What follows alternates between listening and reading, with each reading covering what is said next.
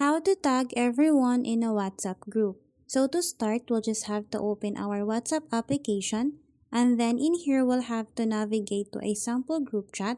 So first, I'm going to try to tag everyone by typing at everyone, and then after that, tap on the send button.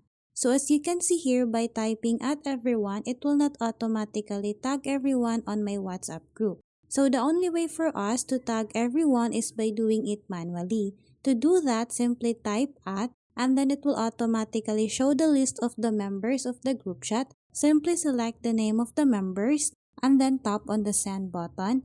And then keep repeating that until you are able to tag everyone on the list of your group chat. So as for now, WhatsApp doesn't have a feature for us to automatically tag everyone on a group chat. The only way for us to tag everyone is by doing that manually. So thanks for watching, and if you find this video helpful, please don't forget to subscribe, hit the like button and then the notification bell so you won't miss any of our future videos. See you on the next one!